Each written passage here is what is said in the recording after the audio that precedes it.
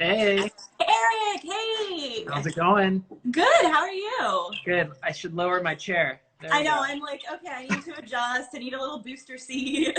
Perfect.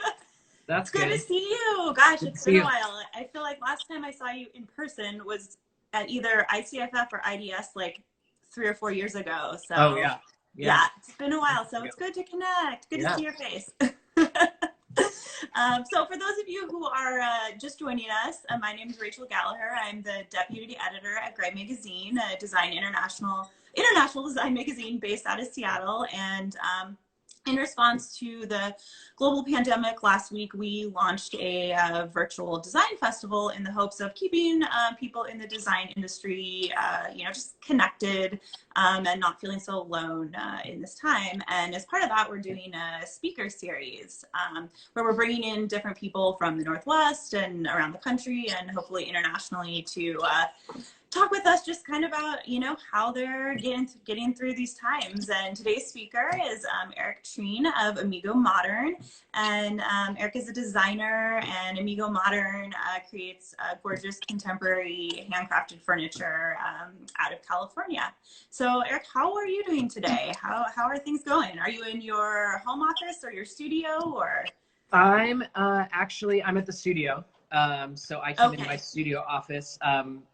From where I live, it's kind of easy because I live like 5 miles from the studio. So I get in my car and I just drive in my car to my studio, and there's no one here. So Right. it's easy to kind of stay quarantined and away. So from people, so feel safe.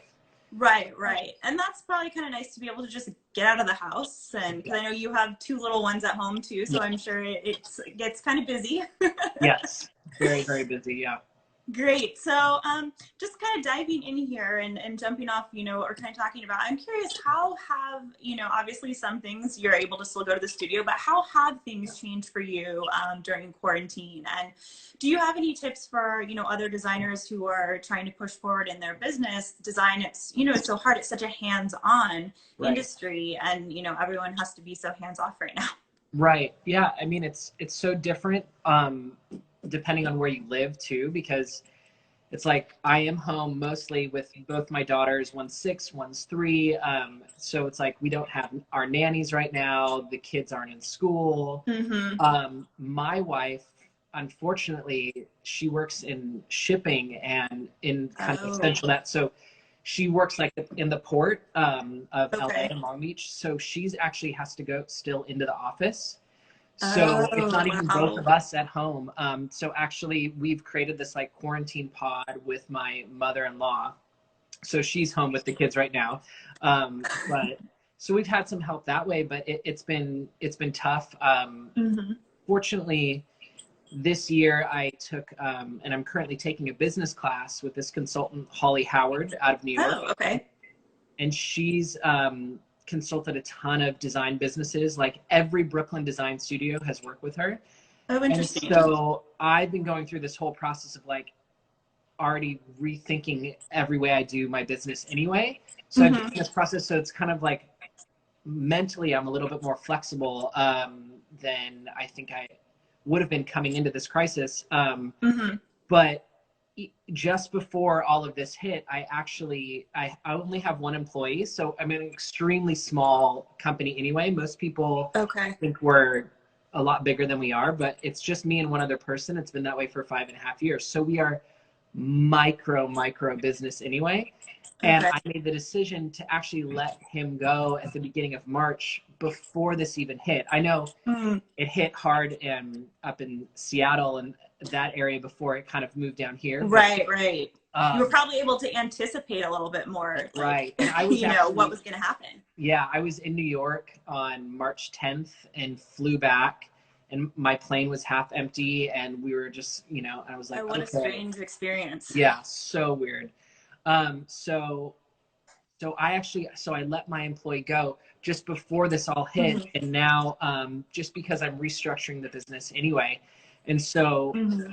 this hit, and I was like, most of my friends, other small business owners, are panicking because they're like, how are we going to carry payroll, and like who are we going to let Right. on the team? And I had already hit this point where I was like, well, it's kind of just going to be me anyway for a moment. Yeah. So it ended up being kind of fortuitous.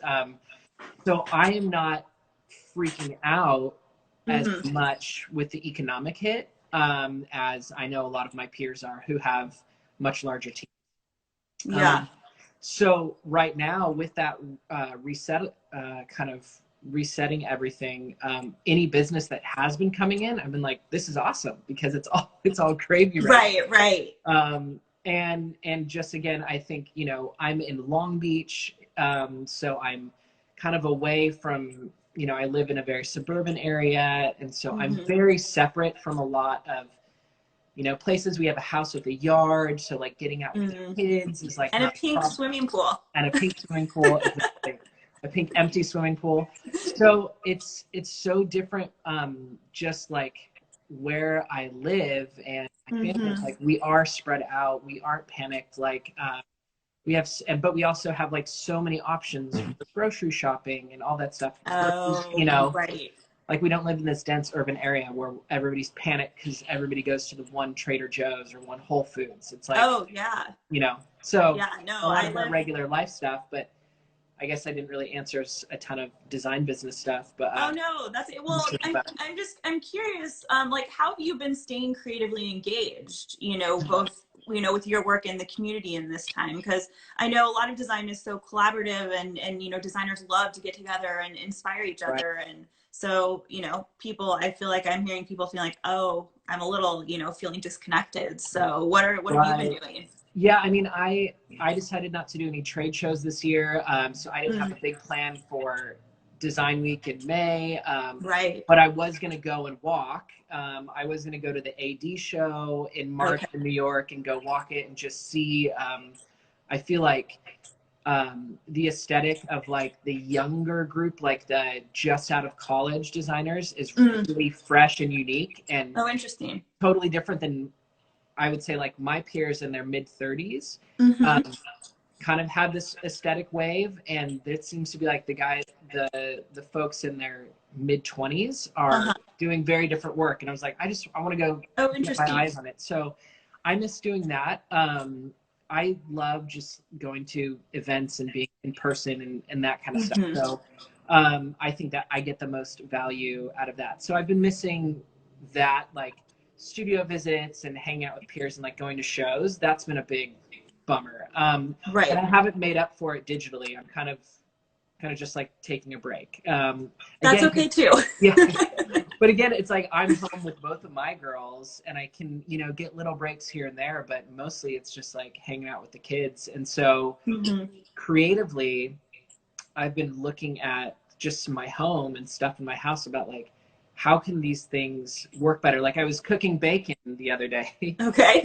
and, like bacon grease, it splashes everywhere. And I was like, you know what I need? Like I need a shield for the rest of my range so that like I don't have to clean up so much bacon grease. And I know there's like Right. screens that you can put on top thing, but I was like, that's gross. So even like normal household stuff, I'm like, Hmm. how could this be improved or how can we do this differently? And especially Right. as a furniture designer, like I'm always thinking of ways that can be things that can be improved, different. Like I don't spend as much time in my own home during the day as I do like Oh, at work. So now that yeah, I'm yeah, doing that, yeah. I'm like, oh, this is the laboratory for living. It's actually in my house. So I haven't come up specifically with anything new, but I'm like definitely want to work on new kids furniture.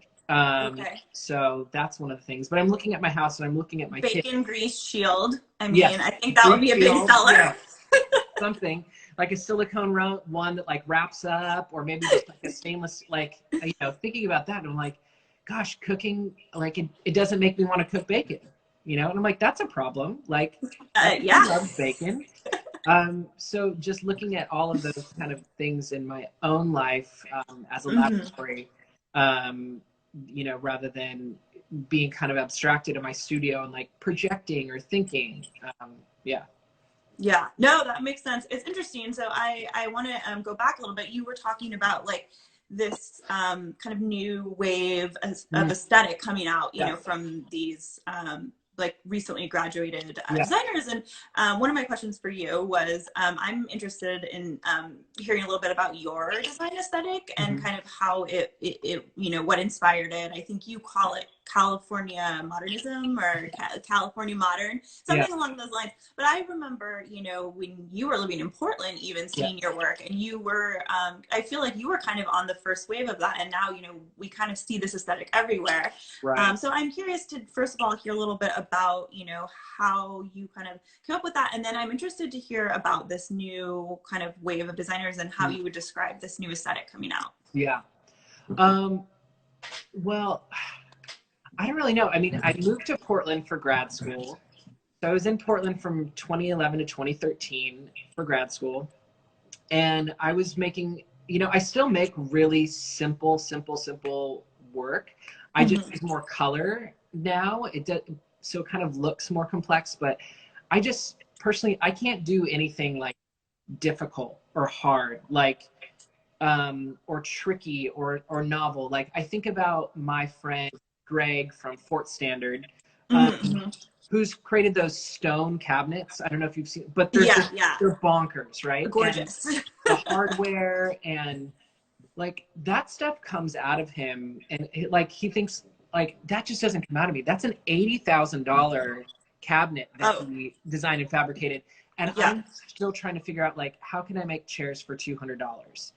So what comes out of me is always like it's very simple. I make simple moves. I often in the process will think about like what else can I eliminate. Knowing my manufacturing process, I can put dollars to moves. So I look at that and I'm like, well, that's going to require that machine or a certain kind of thing there, or you know, different things like that that I assign dollars to, and and I go, okay, well, what can we remove to drive that cost down? So my work has always been so simple, largely because I still even feel guilty the prices that we have to charge for our work, and it's relatively affordable considering it's all made in California and it's quality. And so I'm just like, I'm selling a stool for $420 right now, and I'm like, oh gosh, it's so much money because people need to buy 3 or 4 or 5 of them. And really, if I did the correct markup, I should be selling that stool for like $600. Wow. And that's part of the resetting of my business that I'm doing right now, is that I'm realizing like my actual math doesn't work. But back to the aesthetics. So I just really make simple moves. So that results in like simple shapes a lot of times. So, you know, there's this like leather back chair that we're making right now. It's like a very simple cafe, like bistro chair. Ooh. And we've been placing it in a lot of cafes and bistros. And it's largely because I wanted to make a chair that we could sell for $300 or less.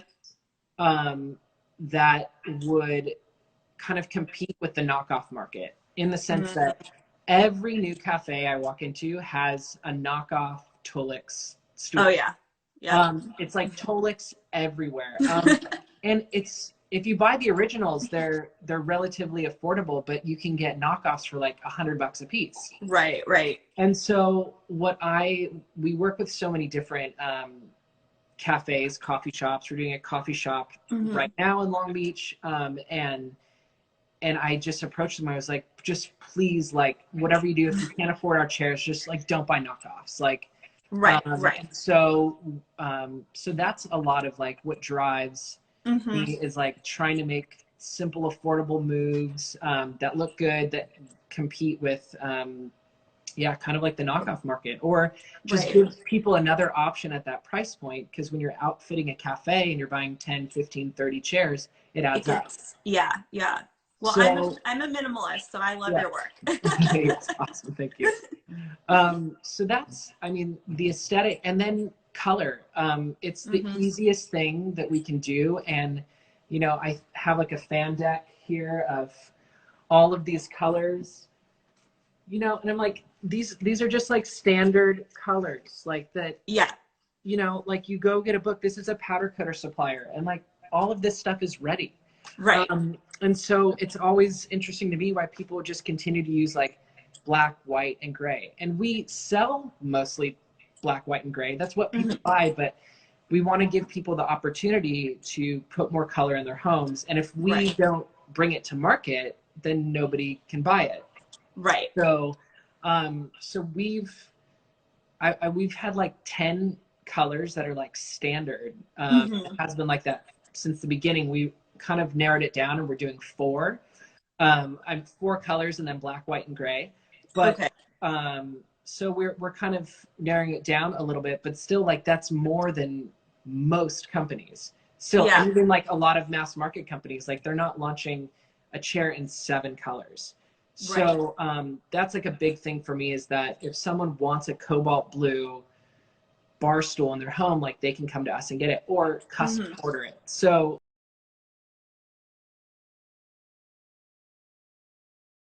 you know, a lot of that is just creating those opportunities for people, because if we don't provide it, like they can't get it. Right. No, that makes sense. So then back to this kind of new aesthetic. I mean, you know, as an editor, you say that and my ears perk up, and I'm like, oh, tell me more about this. So how would you kind of like describe what's coming out now? Well, Julia Haney is the curator of the Made section of the AD Home Show. Okay. And she's kind of the one responsible for reviving it in 2013, really focusing on like small independent design studios. And I showed in there in like 2014, 15, 16, 18. I mean, it's like a great show. There's nothing else going on in the month of March in New York. So it's a great show to like get kind of the pulse of like small independent design, I feel like. Right. Okay. Without all the hubbub of Design Week in May. So the kind of aesthetic that was coming through, you know, 6-7 years ago is, I think, very classic and understated. So you have folks like Fort Standard and Bauer, My Work. You're like, it's not super funky and out there. Like, these are classic kind of timeless pieces. Right. Now I think we've had this movement, and I think 7-8 years ago it was the beginning of that kind of Memphis revival. And then it's kind of morphed, and then we had like the chubby, chunky furniture thing of like the last 18 months, and now a lot of these younger designers I'm seeing like even more on that kind of art scale, like even more amorphous. Just like weirder moves, where I felt like some of my peers, and still are, trying to make like classic, high quality, small batch, you know, local production, and now I'm seeing that kind of same ethos, but like weird moves, like much more in the art furniture, much more art furniture lane rather than like studio craft, like you know. So you know, like Wendell Castle, and you know, kind of like gallery, I would say like gallery gallery design, gallery craft, like collectible design. I think that's really taken a hold because it's driven by, I think, the interior designers who want to create and source something special for their clients. Right. Whereas I'm trying to like work around interior designers and create something, you know, for a design savvy like consumer. Got it. Oh, well, that's interesting. I'm excited. I'm going to keep my eye out for this. So I know that, you know, everybody wants out of quarantine, but I'm curious, what would you say has been kind of maybe a positive for you during this time? Or is there anything that kind of this, you know, quarantine or having to self-isolate has made you learn about yourself? Well, I mean, spending way more time with my kids is like a total gift. So like being able, like having a level of job security, because I know so many people are losing their jobs. So like a lot of comfort in knowing that like, okay, we're not, personally, our family, we're not totally screwed. So that's good. But so being able to just like take it slow and spend time with my kids and with my family, it's like, when would this ever happen? Right.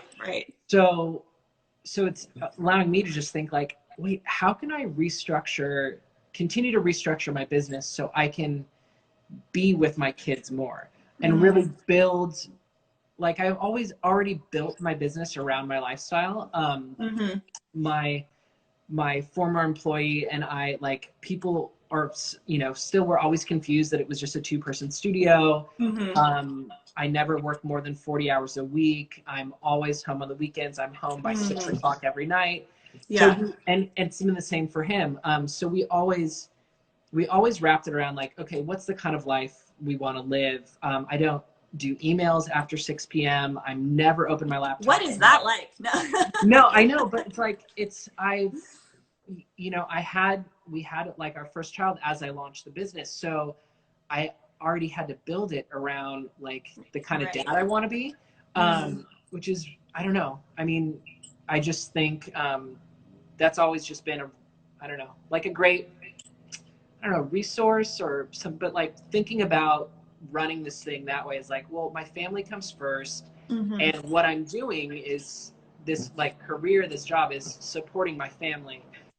So so many startups and just hearing the nightmares about like 80 hours a week and they're on their laptops all night. It's just, in different industries, you have different working hours and things like that. I mean, when I was writing the article for Gray Magazine last fall, it's like I was, up all night, writing that. So, it makes sense. But the way I've run my business is really, working around my family life. And so I hope that, other people who are home with their kids and stuff like that, I think we're going to be able, start looking at our work and our work-life balance in a, fundamentally different way.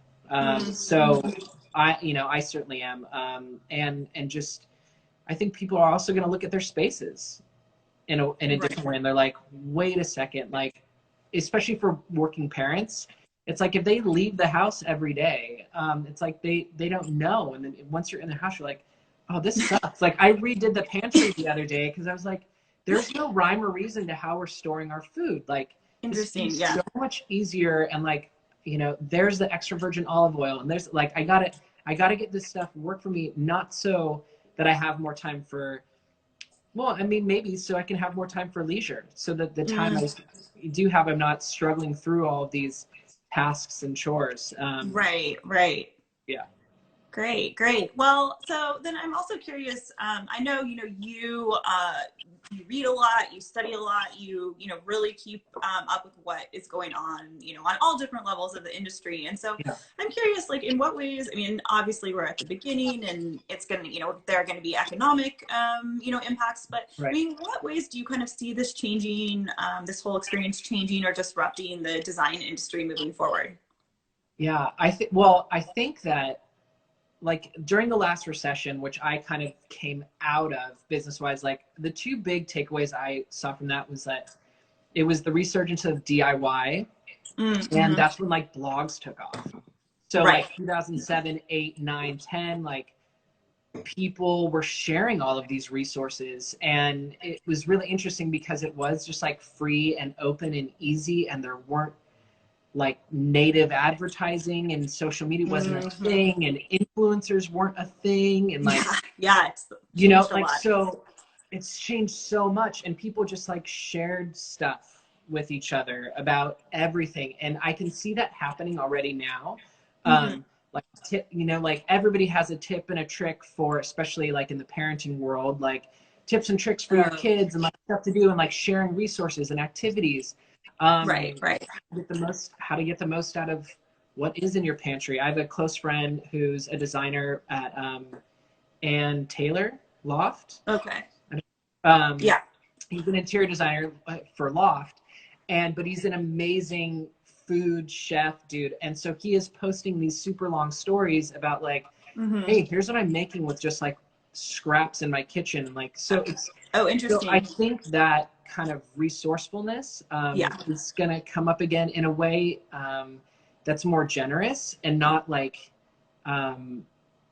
like Not there's like, not going to be a paywall for it. You're not going not to like, look at me, or look what I'm doing, yeah, or how many likes will this get, or versus like, swipe up to buy it. It's just going to be like swipe up because it's free. Like, so right. I think the content sharing thing, I think we could enter a wave where it's more generous again, where it's not so much about paying for these clicks and that clicks. And obviously all media has changed. So like Yeah. advertising needs to continue to happen. But I just see like the blogging thing, which kind of gave way to microblogging and social media, was just really free and open and generous 10 years Yeah. ago. So I could see that coming back. Definitely DIY. I could see DIY stuff for like expensive things too. Like I think anybody who has the ability to DIY their own furniture, they should. And it's not only more meaningful usually to make it yourself, but it can be more economical. So I could Right. see furniture startups coming back around, and rather than trying to like get this super affordable sofa in your house in 5 days or less, it's, you know, like we could see the rise of some of the rental furniture companies coming back around. We're working with a startup that's renting furniture, but it's only like high end. So there's a couple furniture rentals that you know, you can get like a whole living room, and it makes a lot of sense. But a lot of what I'm seeing out there are still, they're filling the market with more knockoffs. So you're not actually renting an Eames shell chair, you're renting a knockoff of an Eames shell chair. You know, and so I think that some of those startups, the idea is really good, but the execution has been kind of not quite there. So there's a new one we're working with called ZZ Driggs, and they're like in beta. But it's all like designer and independent design, pseudo social. So we have a woven leather chair that's $1,500 that, you know, I couldn't buy myself. But through that site, you can rent it. And because the furniture is high quality, you can maybe have it for a year or two and return it, and it still has a really long life cycle. So they've really focused, and they're focusing on like commercial spaces right now, but then they're also looking to move to residential. So I could see that model. Like I think new models will, you know, emerge. But I think I hope that the emphasis will come back to, like it did during the recession, on quality, on I think also the storytelling that was really popular with like, and it still is with companies and brands, like came out of that time as well, because people wanted to know where their money was going. So I know specifically in like men's apparel, like everything became like made in America, and you know, all the like heavy denim, and it, you know, let's look like factory workers in the 40s, you know, that whole vibe. There's something that happened there, and then that kind of went away because people were like, well, raw denim's really uncomfortable, and like, you know. So I could see it like going through, we're saying like, you know what, we got really kind of loose in the last couple of years, and money started flowing around, and VC money started throwing around, and everybody wanted to do a startup and make a buck quick. And I think the fallout of that is really dangerous. And so as you can see with you know, major companies and co-working spaces and things like that, where you leave this trail of kind of destruction behind you when it doesn't work. And so I think a re-emphasis on quality, on craftsmanship, on storytelling that's legitimate, not just a way to convert and get more sales. I see a couple of friends I know signing on. Rebecca Atwood's one of those people I see some thumbs up there. Rebecca Atwood's one of those people who, you know, same thing, like my age, and is, you know, really focused on her quality of her craftsmanship and vetting her vendors and all this. And she's one of those companies that's going to last through, you know, a crisis like this, because people will always return to quality. Fingers crossed. Fingers crossed. Right. Yeah, I hope that people don't just buy more cheap crap. Like that would be a bummer. If you take one thing away from this talk, don't buy more cheap crap. Yes, thank you. So one thing that has been really inspiring me is seeing the way that people are, you know, pitching in, getting together, like just trying to help other people. So I have been asking everybody if they wouldn't mind sharing maybe a person, an organization, just, you know, a feel good something or somebody that they have kind of, you know, who's inspired them or they've had their eye on during this time. I'm curious if you might share with us. I'm really inspired by, where I live in Long Beach, it's kind of a big city. It's in the top 40 in the country. Mm-hmm. So there's 500,000 people here. So it is rather large. And we have 2 major hospitals. And so what I've noticed is a couple of the local independent coffee shops, 2 of them that we have our furniture in, one of them is Commodity and the other one is called Rose Park. They are doing these programs where you can like donate food and coffee for hospital workers. Oh, that's great. So at Commodity, what you can do is for $11, you can buy 2 coffees and a breakfast burrito. And then they've partnered actually with another local church and they're doing deliveries. So like on these night shifts or early morning shifts, they're coming in with these you know, barrels of coffee and breakfast burritos, and they've been reposting and resharing all these, you know, doctors and nurses and staff like with a good tasty breakfast burrito and coffee. And so I've seen like a lot of those companies where it's helping the coffee shop or the cafe, and it's also providing like a great service for people who are like, like who wants to have crappy old hospital coffee, you know, or something. It's just like you're already working a double shift. You're like, just someone give me a good breakfast burrito. So I've been seeing a lot of those like folks in the community, especially restaurants, like directly supporting kind of those essential businesses like and firefighters and policemen and just like people who are on the front lines, people who are on the front lines of being exposed. Just seeing them like show up in generous ways. That's so great. So I think already they've delivered, Commodities done over 500 breakfast burritos and coffees in like 2 weeks. Oh, that's wonderful. So I love seeing that. And then the other coffee shops that we've worked with in town, just getting like really nimble and improvising and being like, hey, we'll deliver.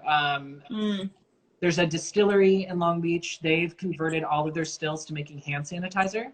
Oh yeah, that we've seen that up in Seattle too. So it's this huge, you know, this huge distillery that's only been open like a year. It's like brand new. And so now they're doing it by the gallon and then shipping it out to also people like medical use, because they're really good at making really high, you know, proof alcohol. So so seeing those changes where it really seems like they're really putting it out there to support the community in a like a direct and tangible way. It's really good because it's generous rather than again, I think generous has been kind of the other thing. If you take away another thing, don't buy cheap crap and be generous at this time. But that sharing kind of sense that I've been seeing has been really nice. And support these businesses once we can, you know, get back out there and, you know, they care about the community. And so, well, that's great. That's so heartening. So, all right. We have, at the end of every talk, we have our lightning round of 5 questions that we ask everybody. I call them the Fab 5. And so we're just going to go through and do these questions and just kind of boom, boom, boom. Okay. Are you ready? Yes. Okay. Number 1. What is one thing you do to get out of a creative mind block? Ooh.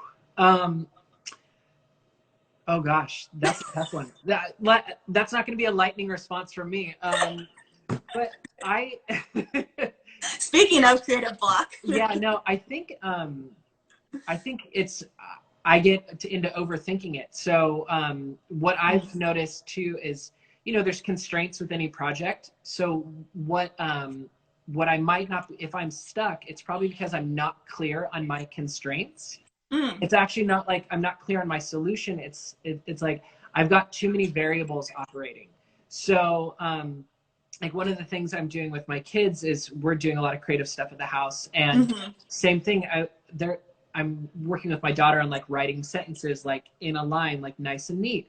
And she's like, I can't think of anything. And I was like, pick one word and then pick every word you can think of that rhymes with that word. So it's like, just start even simpler and smaller. So if I'm stuck, it's probably because I'm not constrained enough. Interesting. Squeeze it harder, it'll probably push out the other, it's going to go somewhere. And, so it's like, rather than having a blank page, it's like, make a mark, make a move, and then react to it. So, yeah. Great. What did you want to be at age 5? I think I wanted to be an architect, actually. Oh. Yeah. Who is someone that has shaped your life professionally? Professionally, I would actually say my dad. I wouldn't have said that, I think years ago, but he also runs a business, and he's grown it too. He has a lot of employees now, and I just hit him up all the time. It's like when I was starting out, I kind of had it on my own, but now I'm like calling him all the time, like, Dad, like, what do I do? And how do I talk to this person? And so, he's really, in recent years, really kind of shaped me. Great. What are 3 objects that you have on your desk at all times? Ooh. Well, my work desk, I actually have a old, like, crappy. What is that? What is that? Calculator. I love these big, dumb calculators, like, that you give to children. I think my mom has one of those. Yeah. This is what a lot of us grew up with in the late 80s and 90s. I am always running the numbers. Again, just doing production work, the price sensitivity with all of our stuff. So having a calculator, posting my Post-it notes. I'm actually a Post-it note fiend. I just cleaned off my desk of all the Post-it notes, but I have a pile of them in the corner. So calculator, Post-it notes, and my phone. We're talking to you now, but I was working from home, and I like came in to grab this the other day. I love it. See the big tactile button pushing. Yeah. So then last question is, what's the best advice you've ever received? Speaking of IDS, West in 2015, I was there with a group of LA designers, and Jonathan Adler spoke. I remember that. Yeah, and he said, and I got to spend some time with him afterwards. Like, we just chatted for half an hour. But he told me, he said, keep your overhead as low as you can for as long as you can. And it's funny now, again, looking at his trajectory and how, things go up and down for everyone. But I think in this time, that's immediately what I had that sense of relief, because I was like, oh my gosh, I don't have to let 10 people go. Is that I found a way to run this business, with my overhead, is because people are the most expensive thing, and it's like all of that salary and that payroll and all of that. So, so keeping my overhead as low as I can, as long as I can, has helped me stay small, but also, stay profitable. Yeah. Wonderful. Well, thank you so much, Eric. I'm so glad that we got to catch up. I wish I was in person, but hopefully sooner rather than later. And I'm wondering, I have a request. Oh no. Yes. I remember that you used to do a Friday dance every Friday on Instagram, and we at Gray loved it, and we would always be like, oh, okay, let's look at Eric's Friday dance. Will you just send us off with just a little Friday dance for go into the weekend? Oh my gosh. I have my other favorite quote is that no one puts me on the spot but me. So I hate being put on the spot, which is so funny because I like to put myself on the spot. But I'm gonna 2 seconds and then. Great. Okay, 2 seconds and we're done. Okay. All right. Let me back up. Okay. I don't know if we need some music or something, but no, this is good. Okay. Perfect. Yes. All right. Friday Just lots of hands. Perfect. All right, everybody. Everybody out there, I hope you're doing Friday dance. Thank you so much, Eric. Have a good weekend, and stay in touch. Okay. All right. Bye.